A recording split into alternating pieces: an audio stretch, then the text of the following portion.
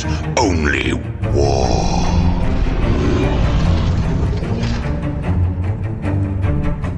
What is up, gents? 40k Dirtbags, world top 40k player with a Recon Marine Dirtbag Nation. We're bringing you a video today going over Soul Forge versus Knights. This was a video that just came out with the Defiler, so we wanted to put it on the table as soon as possible. I got a 3D print from a buddy, so he printed it out. It is freaking ginormous. So if you guys are getting these 3D prints, tone it down like 80 to 85%. So I realized that after I built it. But yeah, it looks awesome on the table. I'm super excited to talk about this video or this battle report going over the Defiler because they are literally everywhere. So if you guys are new to the channel, we were actually #1 Chaos Space Marine player in the world 2 years ago. Last year was Death Guard. 3 years ago was Grey Knights. This year we're #1 Orc player in the United States. So a lot coming up in 2026 for the Dirtbag Nation. So if you guys are new to the channel, appreciate clicking the video, hit the like, subscribe, do all the YouTube stuff, but join that culture of the Dirtbag Nation, which we're getting into a lot coming up in 11th edition. So I appreciate you guys. Wouldn't be doing this without my Patreons. My Patreons are what push us to get all this new content out to you guys. All the new videos go ahead on time on patreon.com. So head over there, support the channel. And if you guys want this merch, look at this. All these designs are up on the website down below. So there's 3 more coming up next week. So if you guys like any of these armies, any of the designs, check out the description below for the link to the merch store. But I love them. They're freaking awesome. So let's get into this battle report. It's with our boy Jack at our home bunker. So I just can't believe how good this freaking list is. So let's get into it. All right, guys, thanks for clicking on the video. If you guys want to support the channel, stay tuned towards the end of the video where we'll go over all of this stuff, as well as any of the links in the description below for laser lines, shirts, and gear is in all the description. So stay tuned towards the end and enjoy the video. And here's just a screenshot of how big this freaking Defiler is. I had to like bend the legs as tall, like he's tall, right? So I had to bend the legs so they fit on the base properly. If you put them out like an actual crab, it would be way too freaking big. So I built one just kind of see it. All the other Defilers are like way smaller than this one. So I have to kind of either get new prints or actually buy a $140 fucking Defiler. So yeah, we'll figure that out. But I loaded mine up with the last cannons, the ectoplasm cannon, and the little chain nipple guns. With just the claw for the melee. But we are playing Purge the Foe. So we are testing our Soul Forge list against our Knights opponent. He ran this at an RTT, and we're testing Layout 8, Purge the Foe. So Layout 8 is the GT coming up at Geekdom, held by Alternate Universes. It's going to be this weekend, so by the time you guys watch this video, if you guys are Patreons or members, you get to watch it ahead of time. But by the time this video hits, the Geekdom event will probably already happened. I'm running my orcs. But this is Layout 8. It's a kind of weird, different layout. It's very good for melee. A lot of angles. The firing lanes are basically this way and that way. So it's like a big X down the line.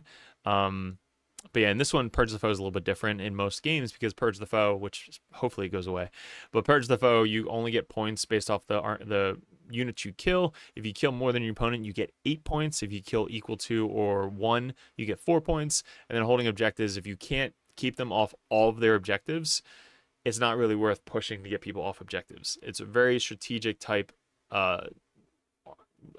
what's the game mission to play, that you have to practice it going into a GT. If you don't know Purge the Foe, practice it a bunch before the GT, because if it's in the GT, if it comes up, you have to know how to deploy turn 1 and then how to essentially what to aim for in that mission. So I have 100 games of Purge the Foe under my belt because it was my kryptonite for Horde lists. So for our list, guys, we are running, let's see if I can remember. So we have 1 Forge Fiend. The second Forge Fiend is in... All right, I'm actually just going to post it in the description below. So we have Cypher, Vastor, 2 Warpsmith. One of them has the Tempting Adabdoom, whatever the fuck it's called. That's the full rerolls within 3 inches of them. Cultist Mob, Chaos Bikers, Defiler, Forge Fiend, Hellbrutes, Venom Crawler, Blue Horrors, and Blue Scribes. So this is my Soul Forge list with 2 Defilers in it. Performed very well. Yeah, blue horrors are so freaking good. So who knows if Chaos are going to have the demons in the 11th edition. So subject to change coming out of 11th edition, you basically just take out the blue horrors and add in the Chaos Space Marine infiltrators or something like that. Hopefully they keep the demons, but we don't know. And then the Knights list, we have, let's see if we can get the names correct. Cerastus Knight Lancer. That's the big guy, pink guy, Cuddle Buddies. So he is like speed 14, advance, charge, all that crazy shit. Knight Castellan, Knight Defender, Knight Paladin, Armiger Warglaive, and the Navigator back here on his home field to stop 12-inch deep striking. So he's got the big battle cannon guy with the melee. He's got the big-ass gun guy, another big-ass gun guy with, like, the further you are away, the harder it hits. The Lancer, and then 2 of these little guys, one of them in reserves. So pretty cool, awesome, big knight list. His paint job is just so good. Jack is a very, very good, clean painter with a lot of decals. So, again, Purge the Foe, Dawn of War, and Layout 8. So that's what we're playing. For us, we put our Defiler back here, the other Defiler back there. Vastor is Lone Op. The Hellbrute's there to be within 6 inches of both Defilers. We have our one Tech Priest, which is right here. He's within 3 inches of both Defilers. We have our Forge Fiend, Venom Crawler. The other Venom Crawler is in reserves. Yeah, we might have had 2 Venom Crawlers in reserves. We have Cypher. It should be in every list. I have a Cypher proxy if you guys are interested in that. 1 unit of Cultist back here to make that sticky. The other unit of Cultist, I believe, in reserves as well. Blue Horrors infiltrate right behind this little terrain feature. Bikes there. And then the other bikes, I think, are back here somewhere. Or over there. Because they might be able to kind of like run forward that way. And then the second Tech Priest is there. His deployment, pretty simple. Everything behind cover. And just waiting to move forward. So that's it. Knights go first in Purge the Foe. Never good for Purge the Foe when Knights go first. Because if the opponent doesn't give you a kill on turn 1, you don't get 4 points. So basically you lose out on 4 points, but that means you can't give your opponent a kill on turn 1. So you have to be super defensive, super cautious turn 1 moving forward. Because if you move forward and give them a kill, you're now down 4 points. So that's really bad for Purge the Foe going first. So he does go first. He moves up. Basically stays behind everything. I can't get angles on this armiger here, so he basically just waits. And then this guy moves up right there. So that was a super easy turn 1. He had bring it down, couldn't get, and recover assets he does with this guy, and just one of the dudes in his deployment to him. For us, again, we have nothing to kill. I don't want to really, I can't get the angle onto this guy from anybody. So for us, we'd basically just set up, run forward. These guys stay here 6 inches away from the center to try and stop area denial. The bikes run forward here. The second unit of bikes run up here. They basically move as far forward as possible to try and cut that angle. So if he moves up and gets that angle, he can't really shoot down this way. So that's the goal of these bikes, being as close as possible to the edge there. Vastor moves up, being Lone Op. This guy moves up there. This guy's Lone Up there. He stays within 3 inches of these guys. These guys wait to see what he does. But I have a Venom Crawler there, a Venom Crawler there. The other Venom Crawler's in reserves. And then the other Tech Priest is right there. He's also Lone Up. So super easy turn 1. I had Assassinate and no prisoners. So I literally get a 0. And he gets 3 on turn 1. So we're already starting off to a great start. Super boring turn 1. Turn 2, I'm at Hold More now. Because if he doesn't put anything on this objective and this objective, he only holds 1, I hold 2. So he has to put something on this objective to tie me or kill me off of this objective to stop Hold More. So he moves up this guy to there. This guy moves up there. This guy moves this way. He gets shots off from downtown. So he goes from this way all the way downtown into my bikes, I believe. Somehow he's able to... Oh. This guy. So this guy moved up this way. So basically he can advance and charge or advance and shoot. So this guy advances up here. Tags this. And I think he's the one that shot 2 bikes. So this battle cannon only killed 2 bikes, which is nuts. So 2 bikes, 1 lives. So that means that I have this objective. I rapided my cultist in because this objective is 6 inches from the board edge. So you can actually rapid or get models onto this point walking in from reserves, which is super clutch. So he's outside 9 inches of me, so I'm able to rapid onto the point. So I got 4 guys onto the point here, which then turns it sticky on my turn, and it gives me hold more. So I'm able to hold this one because of this guy, and then this guy moved up, charged the blue horrors. I kept 1 blue horror in combat with him, which is out of engagement range of this guy or coherency, so that way he wasn't able to consolidate back to the objective. That's one way to kind of stop people from moving, is you keep them in combat with your unit, and then at the end of the turn is when you do unit coherency. So since this one guy is out of coherency, I can just kill him now, and then I still have a unit of blue horrors here that aren't stuck in combat. So that was a little cheeky play right there, but now he's off the point there. So I have 1, 2, 3 objectives. He only has 1. So I get hold more. He did kill. What did he kill? He killed nothing this turn. Yeah, bikes, 3 bikes. And then 3 of those guys. So he only held 1. So he gets 4 points on turn 2 just by holding 1, and he didn't kill 1. So all I have to do is kill 1 model to get kill more, which I happen to do. So this is where we start lining up everything. All of his knights are in play now. So he has this knight in play. These guys are kind of behind cover, so I can't really get line of sight onto them because of this thing. So what my goal is to kind of like move up my guys and have this angle to this knight right here. The goal is to blow up this knight as much as possible. So we start lining up everything. Crab moves up. Crab moves up. Venom Crawler peeks out. Forge Fiend peeks out. Vastor moves up to charge this guy. This guy moves up to charge that guy. Hellbrute stays in place, but I have all my angles. So I have this Defiler moved up. This guy moved up. I kept this Defiler within 3 inches of the Tech Priest right here. So he was back a little bit before he made that charge. So he was back here. So I had 3 inches, 3 inches, 3 inches, 3 inches, 3 inches. So everybody was in 3 inches of this Tech Priest to get the full rerolls to hit. Then with the Soul Forge, you get +1 to wound if you Dark Pact. So you Dark Pact for either lethal or sustain, and you get +1 to wound. So usually you're sustaining on everything. But the Hellbrute's there within 6 inches of everybody. So the Hellbrute gives you lethal and sustain on 6s. Full rerolls to hit. So that's what makes this list so scary, is your full rerolls to hit, lethal, sustain, +1 to wound on all of your guns. So, oh, and +2 strength. So I have strength 14 last cannons, so I'm wounding almost everything on 2s. Strength 14 last cannons, strength 14 or 12 ectoplasma guns, strength 12 ectoplasma guns. So we 100% blew up this knight like super easily.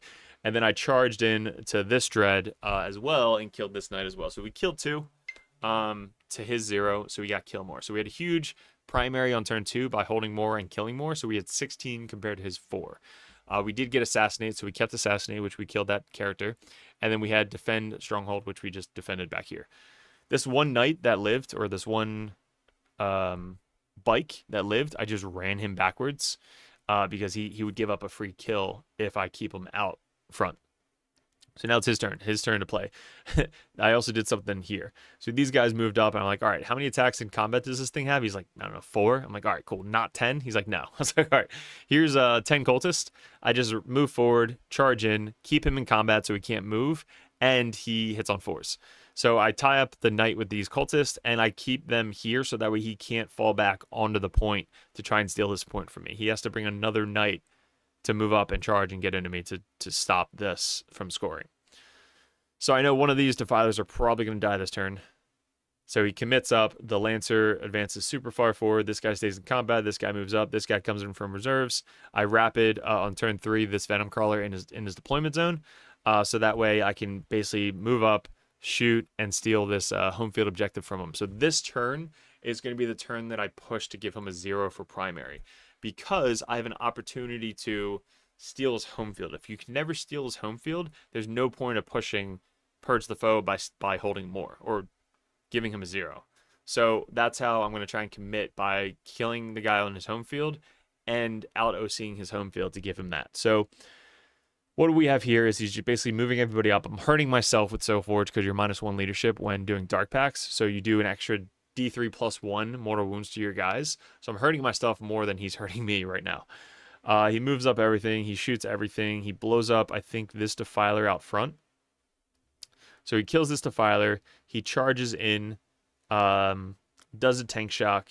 Defiler dies. He rolls all of his attacks onto, I believe, this guy and takes him down to 5 wounds. So, yeah, that's how the knight. And then once the knight finishes off his charge... Nah, he probably killed the Forge Fiend. Yeah, so he charges in the Forge Fiend. Forge Fiend only has 6 wounds left. So he charges in the Forge Fiend. He gets Forge Fiend and this guy in combat. He doesn't want to be in combat with Vastor because Vastor would fuck him up. He's only got 13 wounds left. But after his charge in there, he kills the Defiler. He kills the Forge Fiend. And then the Lancer's basically just there. On my turn, I still have a Defiler. I have Venom Crawler. Venom Crawler failed to kill this guy, which I was super bummed about. I didn't get to take him off this objective. I took him down to maybe like under 5 wounds. So I tried, but he lived. So I didn't give him a 0 for primary, which was our goal because we stole his home field objective. But he still has this knight on 26. This guy on under 5. He's got this knight completely full. But we did happen to kill the Lancer, which was in our deployment zone. So he got kill more and hold 1. I killed 1 and held 1, so I had 8 on turn 2. And then going into his turn 3, he killed more again because now he's running out of models, but he's killing more with his knights. So this guy moves up this way. He kills my Venom Crawler on his home field objective. So he gets that kill there. I did have, this guy was stand-in for a blue scribe. He actually came down via deep strike last turn right here on the deployment zone or on my objective. He's lone op, so I just put him there just in case. So that way, in case this guy fails his battle shock, I'm able to still get that point for primary. So that's what the blue horde did. Cypher moves up there, put the Lancer within 12 inches, so that way he couldn't do any strats. He had a free tank shock, but since he was within 12 inches of Cypher, it actually cost 1 for the tank shock, which was pretty funny. And then by the end of the game, both Defilers were dead. All I had left was Vastor died in combat with this Dread right here. So Vastor was down to 4 wounds. Vastor moves up, charges this guy. He lives. He then fights back and kills Vastor in combat with his 2 damage. So all he had left was a big knight on 2 wounds. He had this knight, which died last turn, and he had this lone knight back here. So by the end of the game, guys, we had a Venom Crawler, Tech Priest, Hellbrute, 1 bike on my home field objective, which was sticky anyway. We had 1 blue scribe left, blue horror, 2 yellow horrors, 1 10-man cultist on this objective. We had our bike in behind enemy lines over here, and then we had the blue horror on his home field objective. So by turn 5, we went second. There wasn't anything to kill. No, we killed 1. So we killed, I think it was just this bat guy. So I think we moved up the Venom Crawler, shot the bat guy who was maybe like right here. Blue Horrors moved up, did mortal wounds, and killed the bat guy. So we killed 1, held more, got 12 on turn 5. So final score, that's the end board state. We tabled the knights, and we still had a bunch of random small stuff all over the place. But yeah, dude, the firepower of this list is just insane. This is the final score. We had 88-74, so it was a very close game. Usually Purge the Foe is very close for both parties. But we had, he had 4 because he didn't kill 1 turn 1. He didn't kill 1 turn 2. But then he had kill more. So that was really good for him. 40 out of 50, and then 24 out of 40 with a Knights list is pretty freaking good. We had 44 out of 50. We had 16, 8, 8, 12, and then 34 out of 40. We should have had more for this, but turn 1 we couldn't really get anything, but we had pretty good scoring the rest of the game. So 34 out of 40 for secondary. Final score 88-70. What did we learn mainly was against Knights, it's always hard to purge the foe. Like, it's really hard to kind of like kill more Knights because there's only 4 of them on the table. So you can't be trading too much to try and kill a knight. So we did give our gun lines the ability to shoot down long field into these guys. When you guys do the numbers with Soulforge or Packbound Zealots. Packbound Zealots has a little bit more oomph just because they crit on 5s, full reels to hit, lethal sustain. But Soulforge, still really good with the +1 to wound automatically. And you have Vastor in the list as well. So Vastor definitely fucks up some vehicles. So when you think about it, guys, Hellbrute is needed. Cypher obviously is needed. You could bring Vastor. I'm going to bring Vastor because the +2 strength and loan up and messes up other vehicles.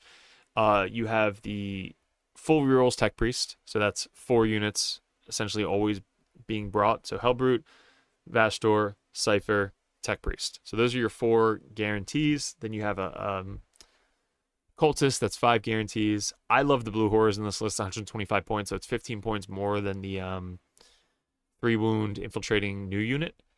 But there's 10 models, 4 up invul and save, can bring guys back, and the infiltrate. So 125 points for 10 models that have a 4 up invul and save that can bring guys back. It's an auto include. So that's why I love the Blue Horrors, if they're still here in 11th edition. Venom Crawlers, 110 points for 12 shots, 36-inch range, AP 1. Now with 11th edition, Venom Crawlers are going to be insanely good. AP 1 is going to be really good now in 11th edition. So 36-inch range, AP 1, lethal sustain on 6s, full reels to hit, +1 to wound, strength 8. They're fucking scary. So 3 of them almost in every single Vastor list. And then the 2 Defilers, we were testing out 2. I like 2. 1 is too few. 2 is good. 3 might be too many. I could either bring 2 Venom Crawlers and a unit of Cultist over another Defiler. So I'd rather have that versatility with actions and 32 shots. Kind of nuts. Is it 16 shots? 6 shots each, 24 shots. So 24 extra shots, 36-inch range, 4 rerolls to hit, strength 8, AP 1, 2 damage. Fucking nuts, guys. So I really like that. His list is pretty much sound. Like, he's been running this for a while. It's a really good list. You have your really quick, buffed up melee unit. You have another melee / battle cannon guy. You have 2 big-ass guns sitting in the back. And you have the Lona, or the guy, no deep strike within 12. So it's a really good list. Really scary for Purge the Foe.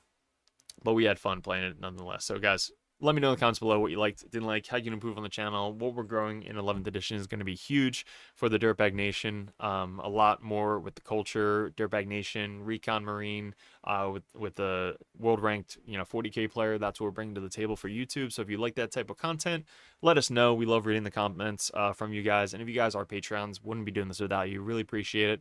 Check out the merch in the description below. If you like any of these designs, get your Cypher shirt as well.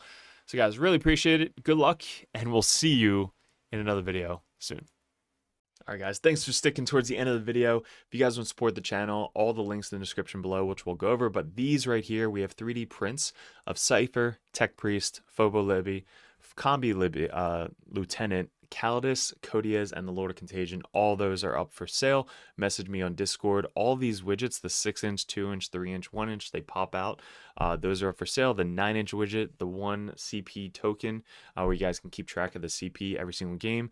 The token markers for Chaos and Grey Knights, they're poker chips. Those are really good for sticky objectives. And then also the wound gauges and the fuck you and fuck me tokens are up for sale as well. And we have a new sponsor, Snot Goblin Terrain. They are really, really cool. What's great about them is you can customize them for any layout. So if you run Games Workshop layout, or if you run WTC layout, you can run it that way. And the best part, it's super hard plastic, not going to break on you. And also, it's all fully painted. So check on the link below if you guys want to check these guys out. We use them in our streams, and they look super awesome on the stream. But it's really good to travel into all your stores and bring them with you. So check those guys out. Then we still have 3D6 Wargaming, where if you guys want some custom templates, you guys can click on these. And then our new and improved Rexar lasers, laser lights with the Dirtbag logo on them. These guys are at a lot of local GTs, especially in the Texas area, but these lasers are rechargeable. So definitely be picking this up. I'm going to be getting sent one of these so I can show you guys on the live stream and stuff like this. But you guys get the dirt bags and the lasers rechargeable, so highly recommend the Rexar lasers in the description below. Look at this. Look at that line. It is so good. And it's rechargeable. At the top, it's got the USB. Just plug it right in. Good to go. This shit is legit. And lastly, guys, the merch store. This I love seeing at GTs. When you see it across the room, you see your own logo, which is so cool. It's the red, white, and blue. We have the hats as well. They're all flex fit with the Dirtbags logo on the back. I just love wearing backwards hats. But all of these are available in the Printify shop. It's print to order, so you can get all of these shirts, different sizes, different colors. We also have the old school stuff. We have the Nurgling. We have mugs, which you can fit your entire hand in, and some of the Grey Knight logos as well. So let me know what I'm missing. You can message me on Discord, but stay tuned if you guys are interested in the Patreon. That'll come up last. So appreciate it, guys, and let's keep it going.